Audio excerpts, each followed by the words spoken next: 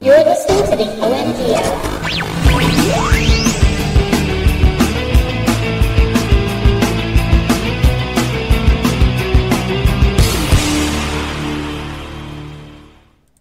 Happy New Year, everyone. Welcome to 2018, and welcome to episode number 280 of the OMG Hour. That's kind of like when we were at 180. It's 280! Too bad Jeff weren't here. Yeah, So he Jeff's does it not really here. well. He does it well. No, Jeff is not here today. But I am, of course, Sean Evans, as always, and I am Zion everywhere. Chico, Mr. Second Place at some places. Also here? Yes, I'm here. You forgot the also here. Oh, people wouldn't have realized if I didn't say that. Well, that's your thing. I know. So welcome but it's to... weird, but it's usually to try to get a word in on Jeff, and so it's odd to not have to do that. Welcome to 2018. It's a new year. It's a new show. It's a brand new show. In case you haven't noticed, no, it's 280. That's nothing new about that. But we're here, and we're going to have some fun today.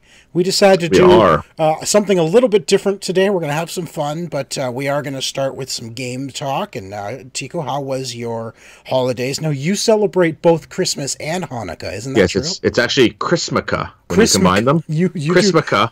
So your daughter gets the best of both worlds. Is that how she it works? gets, and she actually gets better than what we used to get, because as a child I also celebrated both, but we would get, you're getting Christmas and you're getting Hanukkah, so here's like one gift for Hanukkah, and then here's one gift for Christmas. Oh, okay. So you kind of get the best of both worlds, but not really. I kind of got the best. Now, my daughter, who's spoiled rotten, she gets 8 full days of Hanukkah. Oh my God. Plus Christmas.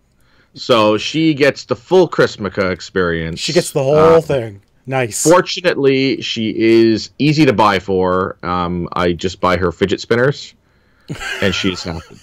Now, is it true that in Hanukkah, your gifts they're not big gifts, they're just little things each day, and then the last day is a big gift? Is that kind of... It depends. It depends on the family. The whole idea... Hanukkah is not really about the gifts. It's about the traditions and stuff like that. Right. Most families, in order to compete with Christmas, kids get presents. Is that what... Okay. As part of it. And so you are supposed to get a gift each day, and depending on how well off your family is, like I grew up with kids who would get like a new bike each day for 8 days because their family could afford it, whereas like I got a pencil set and stuff like that, and socks. Oh my gosh.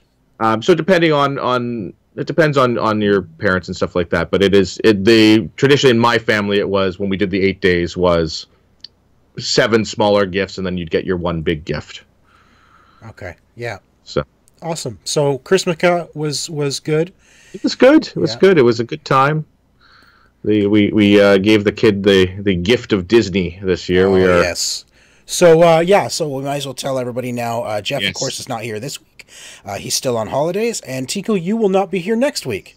No, I am in 2 days getting away from this lovely -30 weather we have and shooting down to Florida for a week. My car was so cold when I got into it after work that the seats were rock hard. Yeah. That's how cold the car was. I contemplated running out of gas the other day to getting home from Oakville just so I didn't have to stop and put if I run out of gas, I'll just call CAA. They'll come put some in for me, and I can stay go in the car.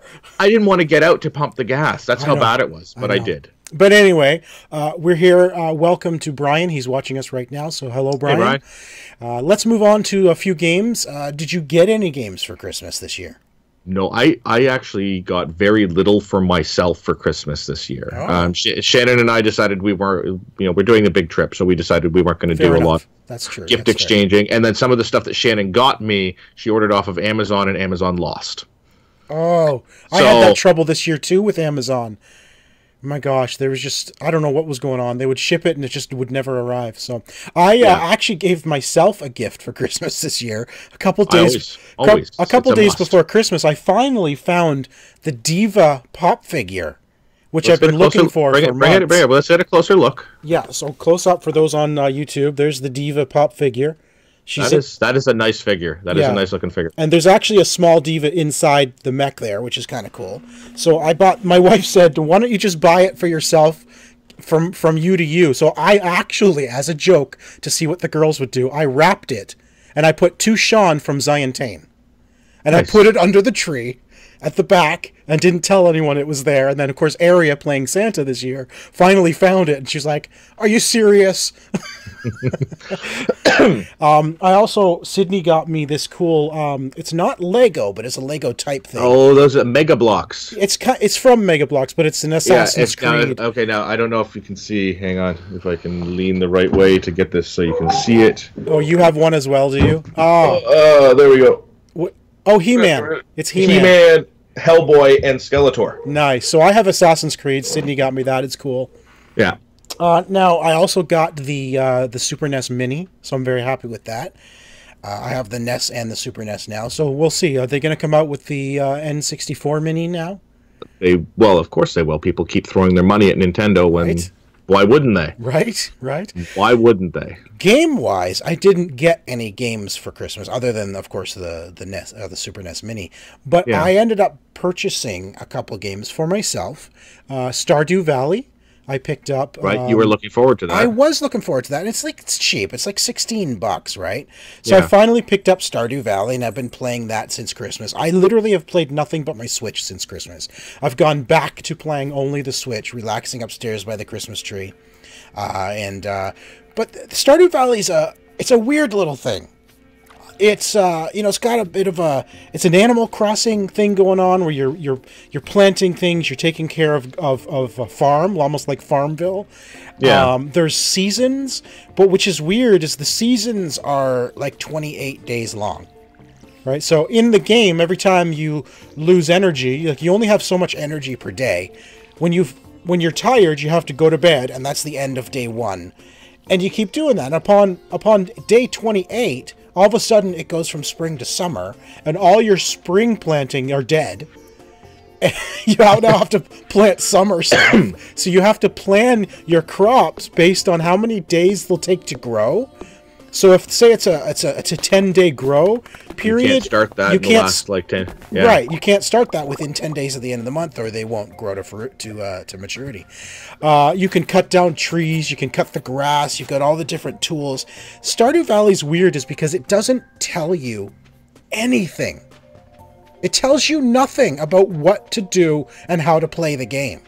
Yeah. You have to discover everything yourself. All you get is the toolbar. Right, and you start with a watering can, a pickaxe, a hoe, and a scythe for cutting the grass, and an axe for cutting the trees. And there's a town you can go and visit people. You get quests, right? So, unlike, I was just saying something like Minecraft, where you just do whatever you want. This actually, you can do whatever you want. But you actually have quests. People want you to do things for them, type thing, right?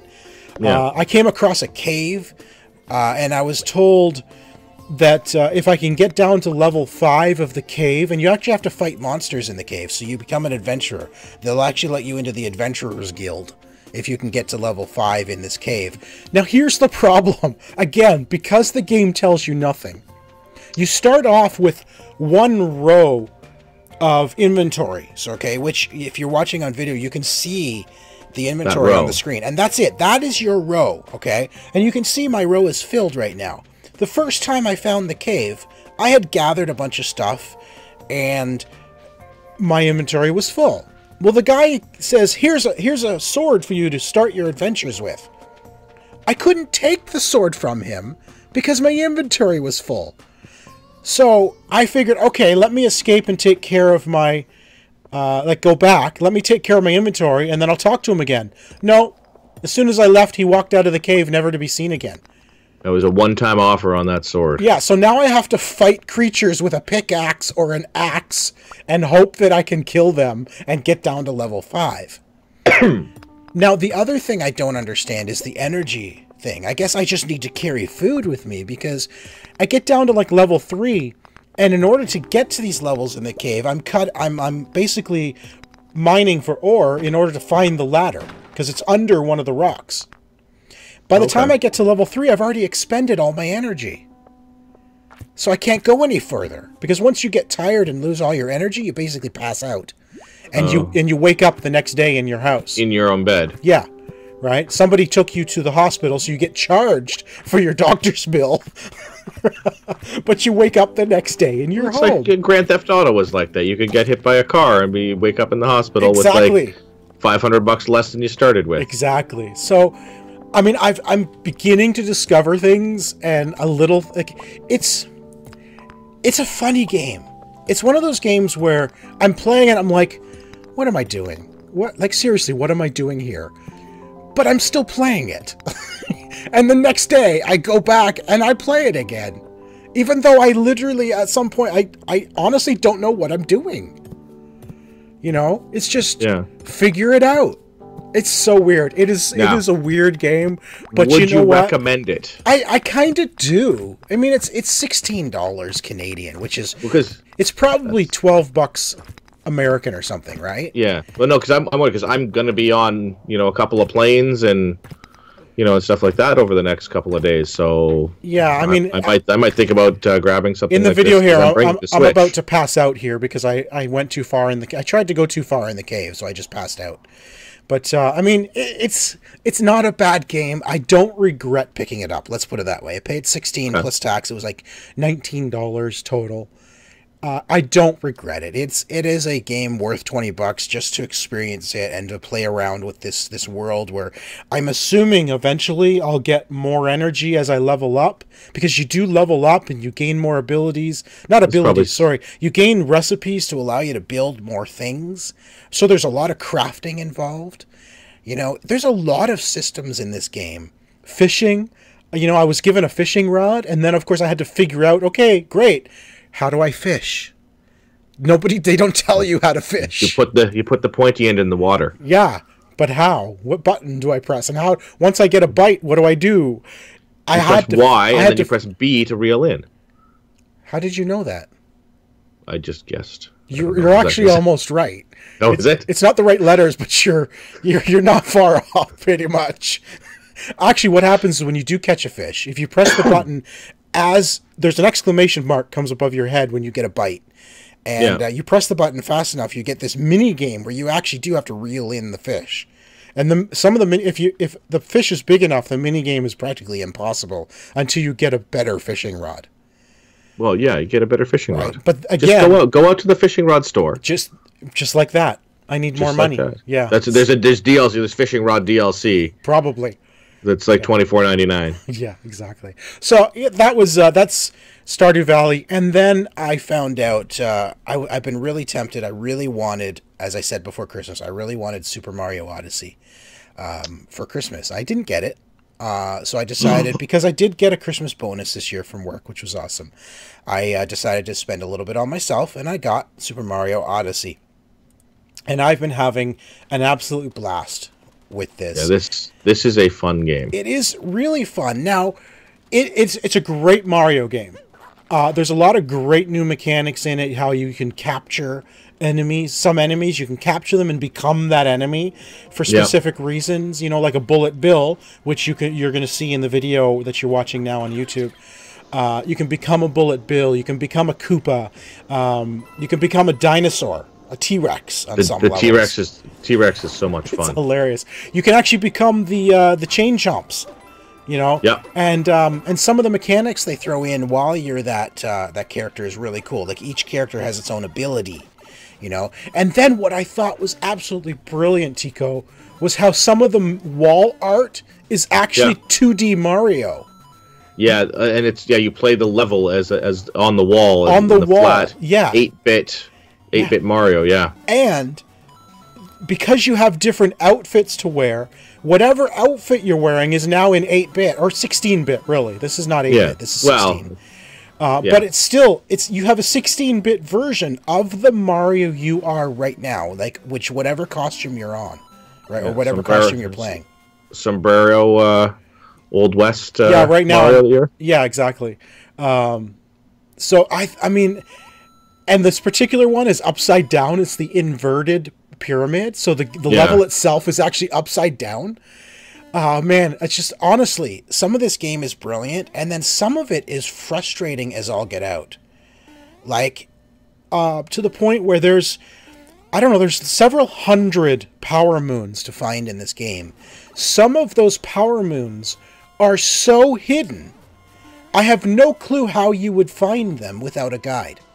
Like, seriously, I don't know how you would ever know to look in these tiny little cracks in the wall or look for these tiny little hints in order to find, oh, maybe there's something there. Like, you literally have to have an eagle eye looking for impurities in a level for the chance that maybe there's a secret passage there or something.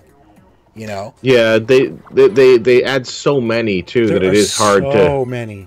It's hard to be like, okay, I found the 2 on this level, let's move on. It's like, okay, yeah, there's like 47 secrets on this level for you to look for. Yeah. Well, I mean, going. In the level you're watching right now, which is the Sand Kingdom, there are currently, I can get, I think, 69 power moons, but once you finish the actual story, it opens up to something like 100 moons on that one world. Yeah. Right? And I actually, using a guide, I mean, it's still, it's kind of cheating, but you still have to, like, it's not always easy to get the moon. You still have to go get it, you know, so you have to do it, even though you know where it is. It's a matter of actually doing it to get the moon. Yeah. But I kind of feel like I'm defeating the purpose, but I'm not sure if I would have the patience to find, you know, hunt them down, looking for these tiny little things and figuring out where could the next moon possibly be. I wouldn't know. We're in an age where there are guides and walkthroughs and hint books and stuff like this on a regular basis. It's not like the games where we, you know, when like GTA 3 or where you had to find all the pigeons and stuff like that, or sorry, 4 where you had to find all the pigeons where you know, like you just had to look for them because there weren't guides really available. Exactly, or even like, even the agility orbs in the original Crackdown. Yeah, games are designed. They're designed for you know, with it in mind that people are going to look up where to find these things. And like honestly, in this game, that is honestly almost the way they were thinking. Is people are going to share where power moons are, because some of them, honestly, I have no clue how you would randomly find some of them. Like, don't get me wrong, I found a lot on my own. Okay, I've probably, out of the, I think 63 or 65 that I have on this level, I probably looked up 10 to 15 of them in a guide. All the rest I did find on my own, right? So it's not like I'm starting at 1, okay, where's 1? Okay, now where's, no. I play as much as I can until I get to the point, it's okay, I'm not seeing anything else. Or, you're not finding it. Yeah, or I can see one, like, way up in the sky. But I have absolutely no clue at this point in the game how I would ever get there. Right? But I believe there, like in this game, there are, do you remember the paintings from Super Mario Galaxy? Yeah. Or was it, no, Super Mario 64 had paintings? That's how you got to the different worlds. To the paintings in Super Mario 64, right. Right, so they have an homage to that, and in every world there is a painting somewhere that will take you to another random world. But the world it takes you to is just a small piece of that world that you can't leave. Like it's this, like a ledge on somewhere. But on that ledge is going to be a power moon. So I have a feeling that way up in the sky where there's this floating pyramid and a power moon, I have a feeling the only way I can get there is through a painting on another world. In another world, right. So you're spending all this time trying to figure out what I have to do to get there. Exactly. But, I mean, ultimately, it actually is a really good game. It's probably one of the most fun and brilliant Mario games I've played since Super Mario Galaxy, the original, which I loved. I loved Galaxy. This one's so well done. Really, really well done. I love it. So that's essentially those are the only 2 games I've been playing since Christmas. Just every day I'm playing Mario or Stardew Valley. I've had a lot of fun with both of them. And, so that's what I've been playing. And I understand you've had no time for gaming. I've played stuff, but nothing. Like, I picked up, like, some sports titles and played a match or 2. Sports? Yeah, I know. That's why I didn't grab footage of sports so far. You have to wait till Jeff's here. Yeah, no, I'm saving that up for our sports episode. All sports, that's right. All sports. That'll be Jeff's first episode back. Right. And probably his last after on an all sports episode. Right. No, I just didn't have it. Like, it was a lot. Work's been busy. Like I work through Christmas.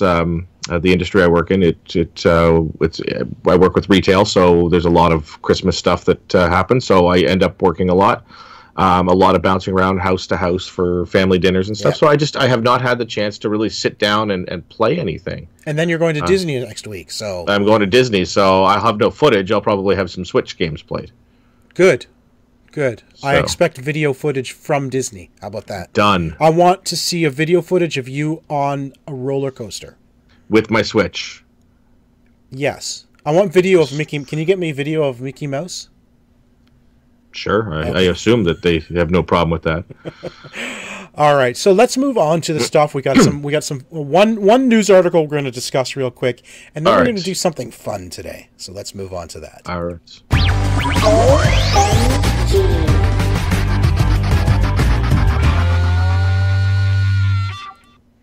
All right. Well, first news article actually came out today. This is hot news, but considering that the Switch was the only thing I played since Christmas, I thought it was befitting to say that the Switch has now become the fastest selling console in U.S. history.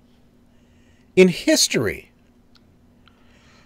This is more than the Wii, more than the PlayStation 2. They have sold more than 4.8 million units in the United States alone since launch. Does that beat their target that they had? Well, their target, was 10? Target worldwide is 14 million by March, so 1 year. Yeah. Right? And they are well over 10 million now.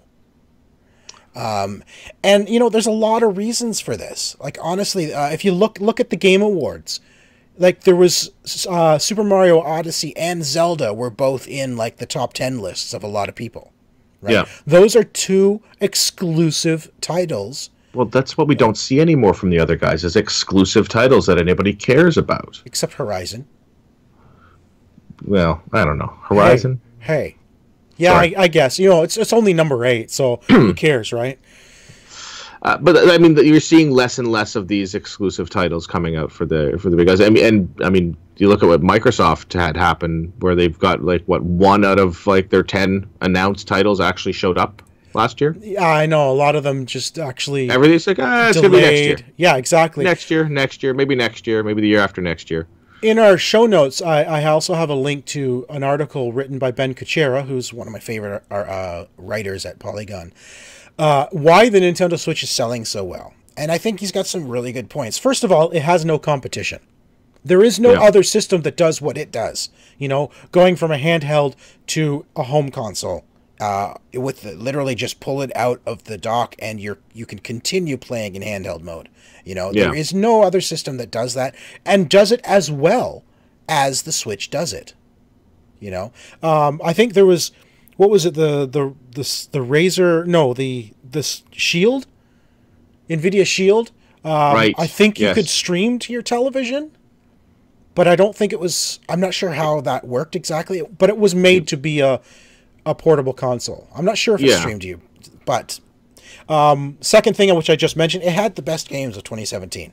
Like, two of the biggest names from last year were on this console. Yeah. He says the price is right. I guess I could argue a little bit. Maybe the price is a little bit high, especially in Canada. Terrible. But it's not the worst thing I've ever spent money on. So I mean, it's $400 in Canada, right? Yeah. Yeah. So it's not the perfect price, in my opinion. He says Nintendo managed scarcity like a champ.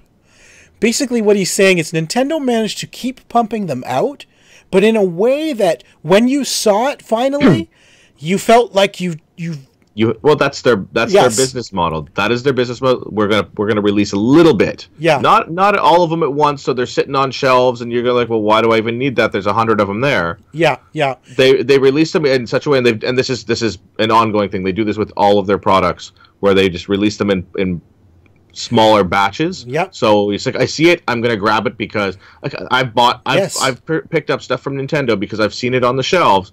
I don't need it, but somebody might, so I've grabbed it. Yeah. Ben says it perfectly here. He says two things. Nintendo released a lot of hardware in 2017, which was just hard enough to buy that it felt good when you finally did so.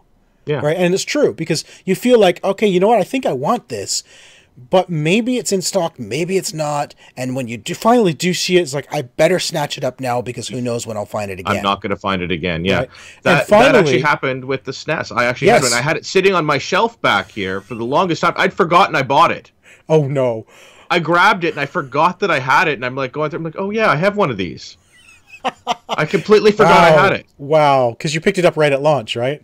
Well, no, I picked up one at launch, but then I was lucky enough to get a second one because the one I picked up at launch was shipped out to Jeff. Right. Yes, that's right. And so I was lucky enough to get a second one, and I bought it just like because it was there. Like, yeah, you when somebody says they have one, you grab it. Yeah. Right? And I sat it there and. Yeah. He also goes on to say that Nintendo is better than just about anyone else when it comes to walking the very fine line between scarcity and supply. And that's just it, right? Yeah. We just, and finally he said, two more things. It's easy to justify if you have kids. I think that's pretty much given. That's half the reason why Jeff got one, because he loves playing Mario Kart with his kids. His kids play it just as much as he does. And, it's a social system. I don't know how much I agree with that, how much of a social system it is. I guess for me personally, it's never been about social anything. I've seen their ads where like everybody, you take a Joy-Con, you take a Joy-Con, let's go. Like I can see where they've done it. For the same thing for me, I'm not pulling this out when I have company over, going, hey guys, let's all play this. No, I'm not taking it to a rooftop party to play Mario Kart. Well, I have not yet received an invitation to a rooftop party. Right. So so they can go. They can buy their own Switch. Yeah, exactly. Right. But yeah, so I agree with some of those points. I don't agree with all, but I think we all agree that Switch is selling so well, like unbelievably well. Yeah. It's now the fastest selling console in U.S. history. That's pretty incredible. So I think that for gamers who have it, that's just good news because that means all the publishers are going to sit up and take notice and bring out games for it. Yeah. And hopefully more than just ports of other games. Yeah, you want to see some new stuff, some stuff that takes advantage of it being, like that smaller screen and stuff like that. Like stuff like Golf Story, I absolutely loved. Oh, yeah, I haven't played that yet. I need to. You're not the only one who said it was fun. Yeah, like I really love that. Like stuff like that, like Stardew Valley, Thimbleweed Park. Like it's a park, yeah. Thimbleweed something. Yes, Thimbleweed Park. Yeah. Yeah, like stuff like that. Those are the ones that like really I think would like like a new Maniac Mansion would be fun on that. Oh, you'll never get that. No, well, I know not Maniac, but like something along those lines. Like those are the sort of things where I'm like take advantage of that. Like let me have something that I can play in short bursts like that. Yeah, for sure. All right, we have something fun we're going to do today because it's just the two of us. Yes. And we don't want to do the looking forward. How every year we always do the looking forward to the new year, and we talk about what's coming, what we're looking forward to. We need Jeff to tell us that we're wrong. Right, exactly. So we're not going to do that until Jeff is back, until both of you are back. Yes. So today we're going to do something fun, and we're going to fix all the Game of the Year lists that came out last year. Yes, so we're doing a service here. Yeah, we're helping you with your decision making. And last year, of course, several people did top 10 lists. We went through Polygon's list, which we disagreed with terribly. We feel it is only our duty. We must fix the lists. Yes. So there are a few rules we had. We are not allowed to add anything to a list. We're not adding. Not already on there. No. We are just reordering the lists. Yes. Today. So although if you feel the need to add Kitty Powers to any of these lists.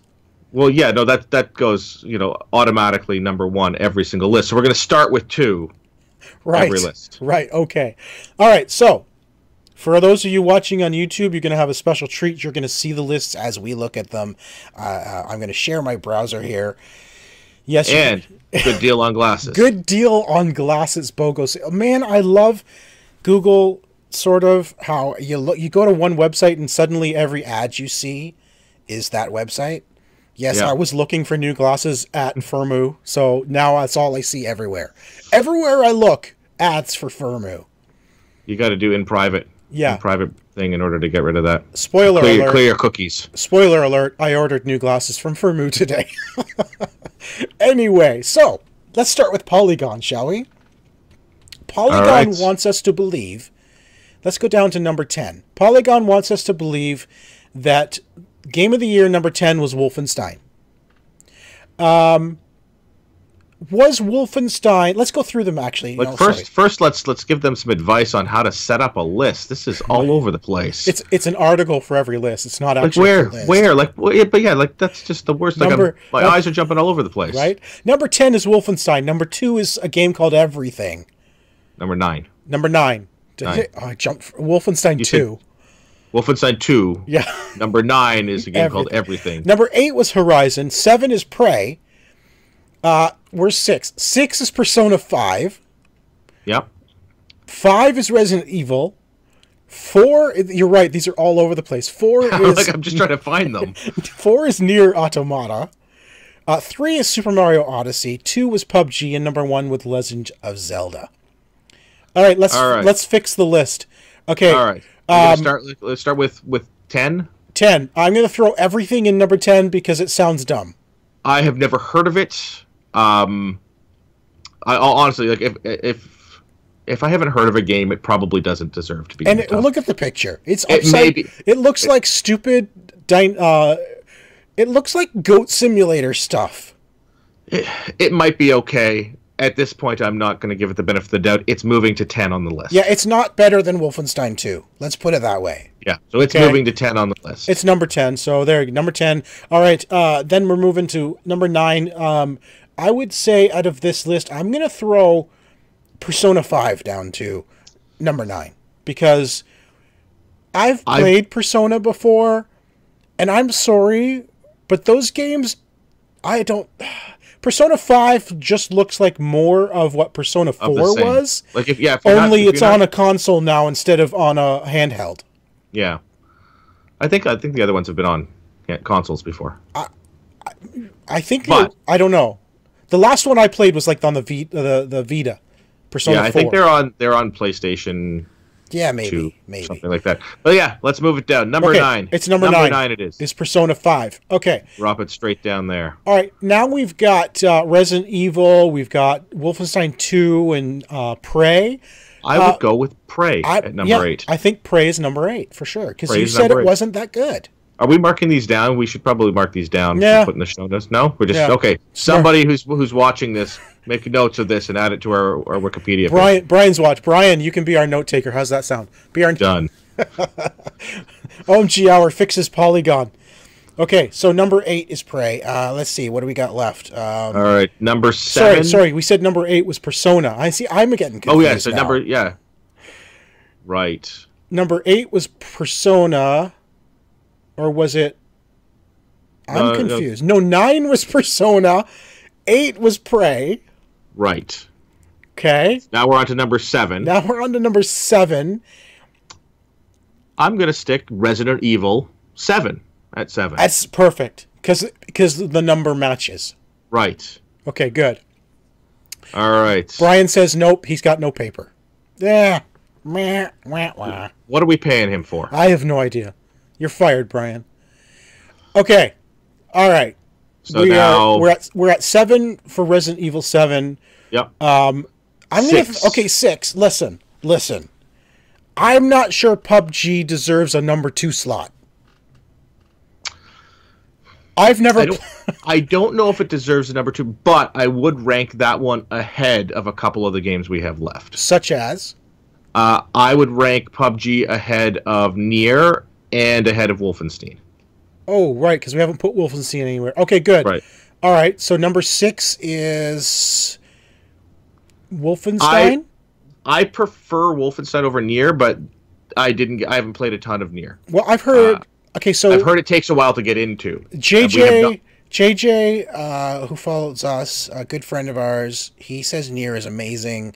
I'm going to trust his judgment, and I'm going to put Nier ahead of Wolfenstein. All right, so Nier at 5, Wolfenstein at 6. Right. Okay, so now we got to do 4, 3, 2, 1. All right, I will go PUBG at 4. Perfect. PUBG is 4. Okay, because Super Mario is more fun than that. Yeah. Legend of Zelda. See, I'm gonna have trouble with Legend of Zelda because I got bored with Legend of Zelda. Okay, yes, it's a beautiful game. It's amazing what Nintendo did with it, but I don't think it's. I really don't think it's a Game of the Year game. I would put Zelda at 3. And Super Mario at 2. 2?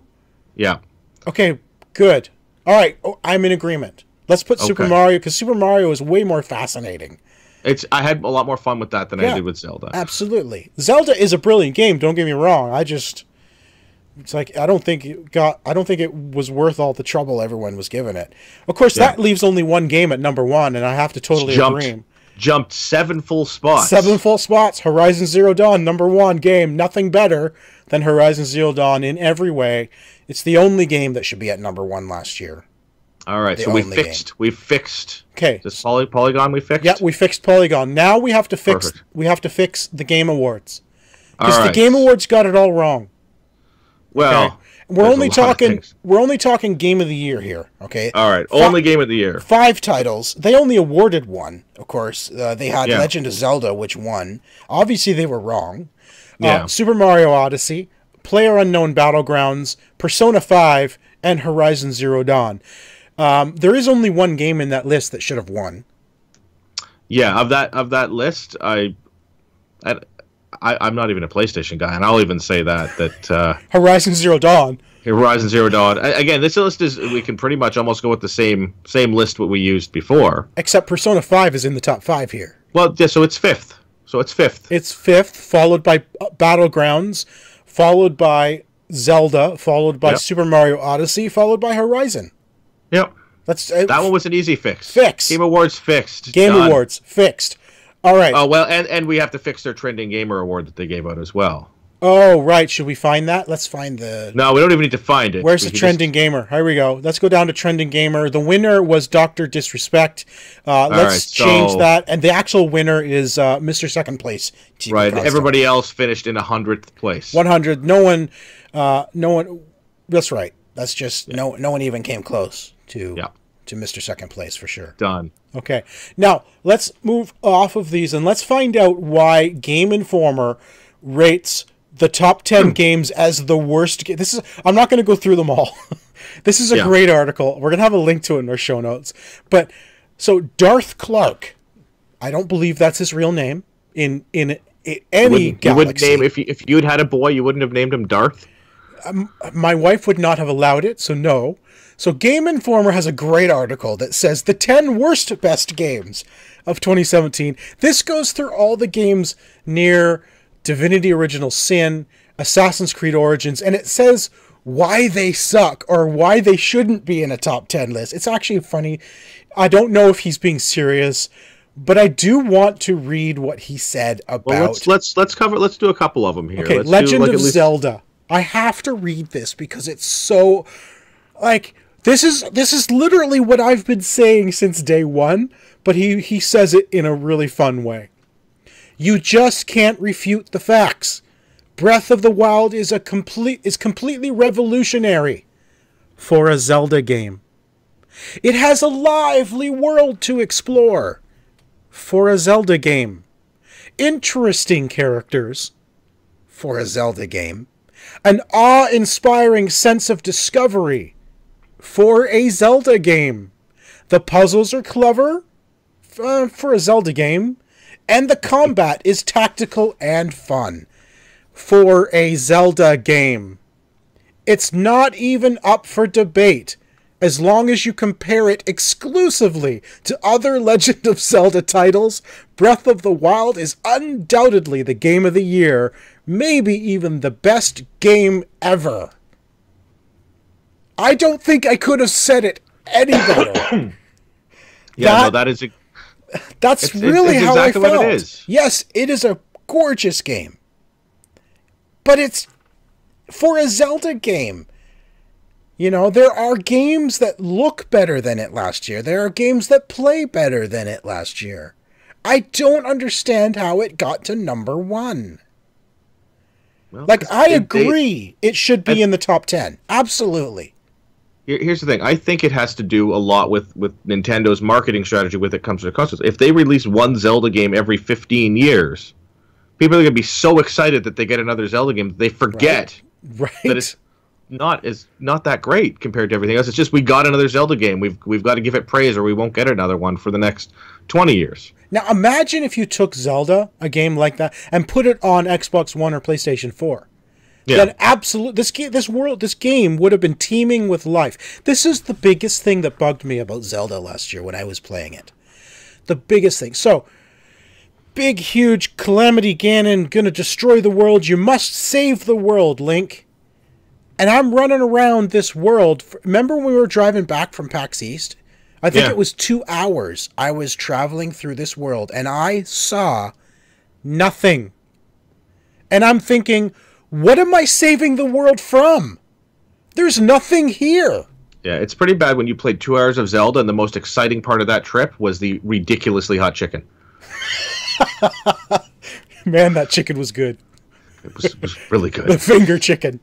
Yeah. Yes, we have to stop there again next year. Finger chicken. Yep. But that's the thing that got me about this game. Big, huge, expansive world, but there's no life in the world. There are more enemies in the world than there are people to save. Well, maybe we should just kill the world, people. Maybe, once life grows back, it'll be better. Stop trying to save it. There's nothing left to save.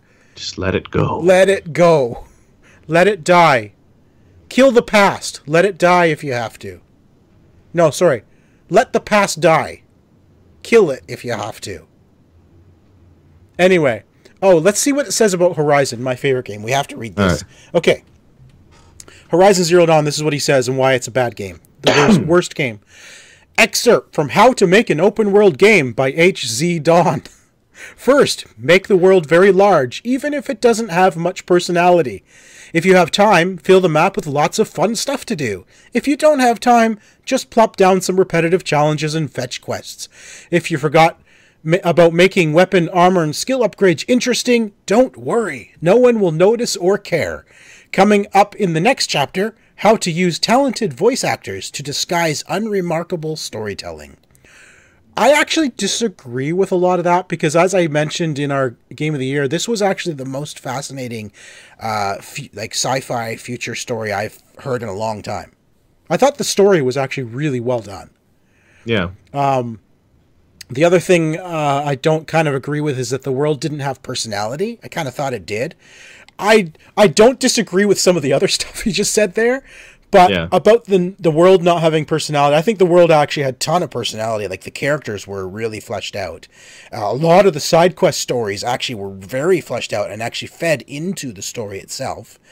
And the story, the main story of Aloy, I thought was incredible. I thought it kind of went where I didn't expect. It was one of those mysteries where you kind of kept trying to guess what was going to happen, but you were never right because it kind of went a direction you never expected it to go. It feels like it would make a great TV series. Hey, you're probably right. It was a fascinating story, so I disagree with that. One more. We got time for one more. Should we do... Okay, we'll do one real quick. Destiny 2. This game has microtransaction, so just throw it right in the trash and move on with your life. There you go. That is Game Informer, the 10 worst best games of 2017. All right, we have 2 more lists to fix. All right, let's get these things fixed. Okay, this is from Kotaku. This is a personal list from Nathan Grayson. This is his personal top 10 games of 2017, but he actually lists them in no particular order, which is his favorite order. Okay, Divinity Original Sin 2. I don't know. I haven't played it. I don't think I played it. I probably have played it. But I can't remember playing it. So that says enough about it. It looks like an amazing RPG, like sort of old school Baldur's Gate style RPG, but updated to today's standards.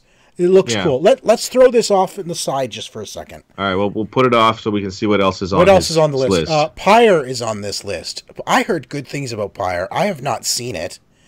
Did it even come out? Is it out now? I didn't even know it was released. Yes, PlayStation. I think it's a PlayStation exclusive. I didn't even know. Or it's not a PlayStation exclusive. Oh, Legend of Zelda Breath of the Wild is on here. Excellent. That's, that's good, I guess. XCOM 2 War of the Chosen. What? What kind of list is this? That is... So War of the Chosen is... It's basically a DLC, standalone DLC pack for XCOM 2. So that's... I don't know. I think that's DLC. I think that's trying to cheat and pull a game from the previous year in. Is this? Oh my gosh, that's weird. Okay, so then the Norwood Suite. I don't know. A Night in the Woods. These are all games I've never heard of. Wolfenstein 2. Hey, we heard of that one. Yeah, Night in the Woods actually literally just came out like a couple of days before Christmas. Well, then how can it be in his top 10 games of 2017? Well, he's obviously either played it. Well, it just came out on Xbox, so it's either been out on something else like Steam for a while, or he's had an early copy of it. Okay, so Wolfenstein 2 is on the list. Overwatch is on the list. Everything is on the list. All right, let's. And I don't mean every game in the world. I mean a game called Everything. Okay, here he says it is a game in which you take control of anything 1,000,000 years ago. Fittingly, it's almost like I was inhabiting a different body at the time. I'd hit rock bottom. I'd let what I now understand to be severe anxiety and depression get the best of me, and I decided to lock myself in my apartment for a month instead of seeking help. What? What?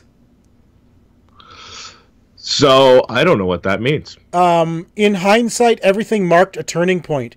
After wandering through the game as everything from a galaxy to a literal pile of crap, I accidentally plunged into hell. I'm still not sure what happened, but I'm glad it did.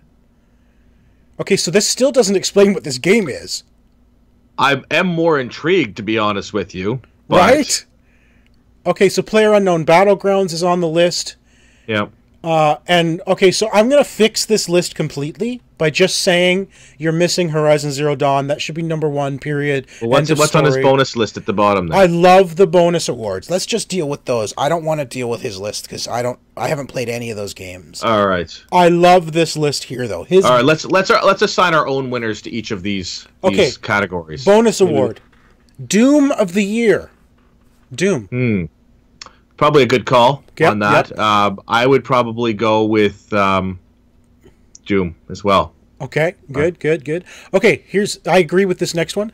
Game I hope never actually becomes a game and instead exists as a series of bonkers trailers until the end of time. Death Stranding. Yeah, I still don't know what that game's about. Right? I know Norman Reedus has a baby. That's pretty much it. I don't understand how anyone is excited for a game we know literally nothing about. They're excited for the resume of the creator. That's it. I know. And that is it. Like, they are excited about somebody's resume, basically. Like, to me, it's so weird. Like, he's shown nothing about the game. You're just really like, well, he's made good games in the past, so maybe this one's going to be fantastic. This could be like the worst thing we've ever had. Like, particularly with all this hype now. Right?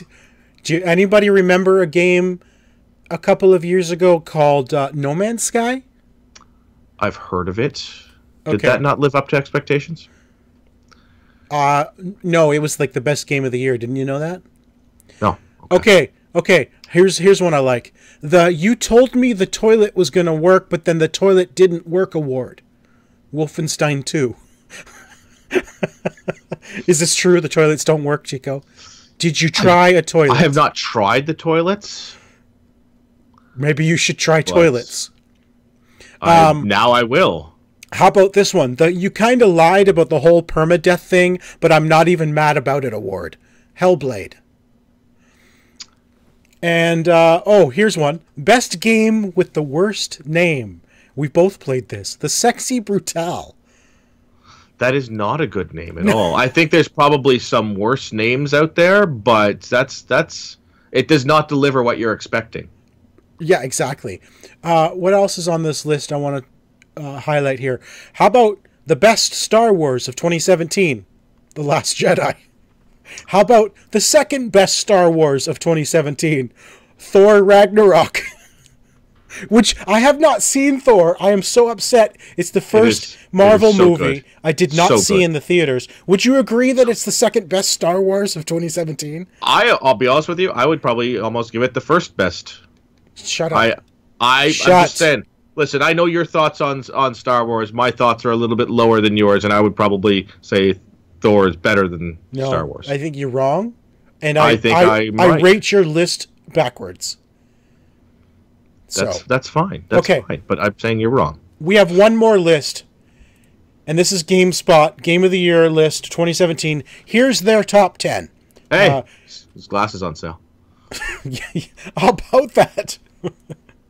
Okay, so here's their list. Where's their list? Come on. Why are you not working, website? Okay, here we go. Nier Automata is number 10. All right. Okay, let's go through and see if it's correct with the next one. According to this, What Remains of Edith Finch is number 9. All right, I just bought this. I have not started it yet. Jeff loved this game. I've heard really good things about this. Yeah, so I'm going to agree that it's better than Nier. I'm okay with their list so far. Good, okay. How about Hellblade is number 8? Now, you've played this one. I have not. This is going to be hard. This is a great game. Really great game. Let's see what else. We got Wolfenstein at number 7. No, Wolfenstein's not better than Hellblade. No, I haven't played Hellblade. I have played Wolfenstein. Wolfenstein is fun. It's a great game. Okay, but I'm moving Hellblade up past that. Okay, so Hellblade is now number 7. Let's move on to number 6. Horizon Zero. No, Horizon is not number 6. Wrong. Absolutely wrong. No way. We'll move this one up. Okay, this one's moving up because Divinity Original Sin 2 is number 5.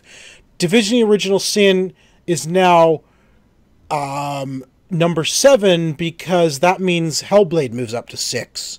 Right, so this is just ahead of Wolfenstein. Yeah, so, that's right. And Horizon is still moving. All right, so next we have Resident Evil 7. I'll leave that there. I'm okay with that. I'm okay with that being better than Hellblade. Possibly, it was a good reinvention of the franchise. It got it back on track to what Resident Evil is. I'll allow them to put this one here. Okay, we're leaving that there. It's actually number 5 at this point, I believe. So then we're at number 4 being Super Mario. Let's leave that there. Until we see what's next. Persona 5 is next. No. No, Persona 5 drops. Like, I don't even know how far down. It's number 15 on this list now. No, I think it's gonna go down to like earlier in the list to what was earlier. Nier, we got What Remains, we got Hellblade. It's gonna go down to number 10, past Nier. So Nier is now number 9. Okay, finally we have Legend of Zelda at number 2. Let's swap that with Mario. So Mario is number 2, and of course number 1. I mean, it's. I think you know what number 1 is. It's Kitty Powers. Kitty Powers. There we go. Absolutely, Good. yes. Good. Kitty Powers in Horizon Zero Dawn. New DLC. I would play that. So this is where Aloy needs to go out on a date, and Kitty Powers is setting it up. That's the new DLC. Okay, so we fixed the list, Tico. The lists are better.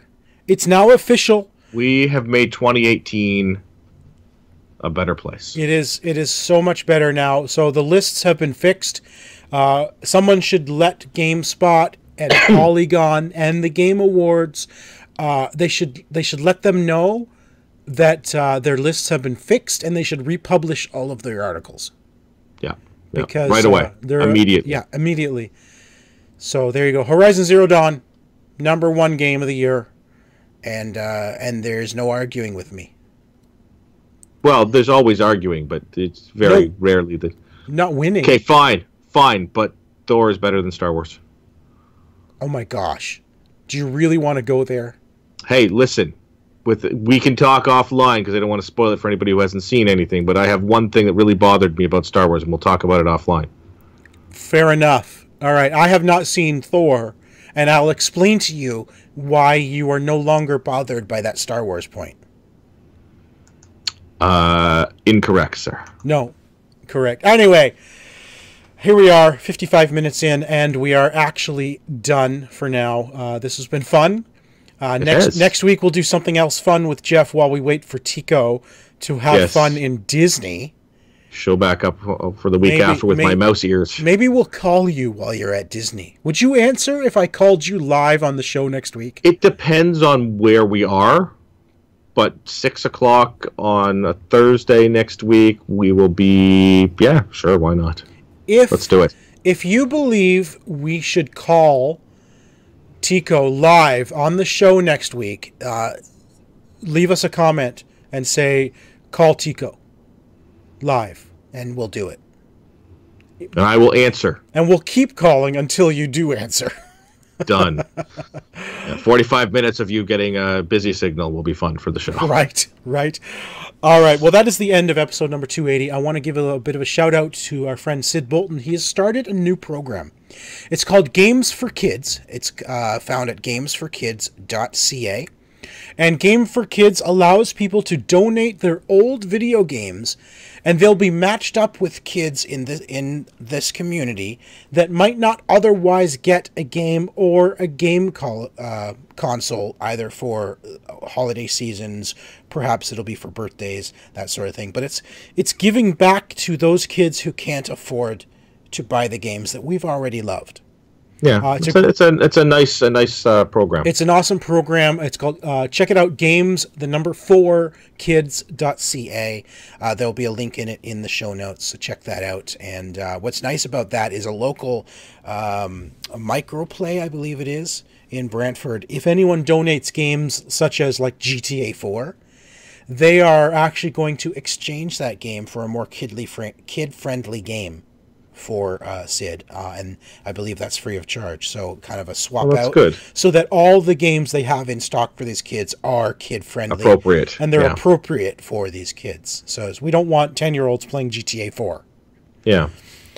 So that is it for episode number 280 for the first show of 2018. Happy New Year again, everyone. Of course, I am Ziantane, and that is XIANTAYNE. Our show notes can be found at omgnexus.com, and on Twitter we are at omgnexus, but the show is at the OMG Hour on Twitter. Give us a like, subscribe, comment, and share us with all your friends. All right, and you can follow me on Twitter at Mr. Second Place. And that's it. So enjoy Disney.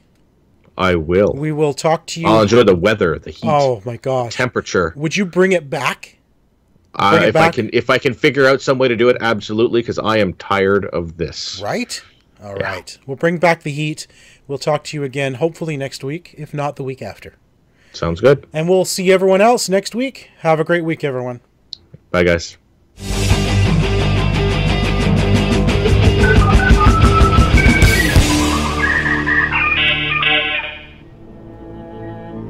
This has been an OMGNexus.com production.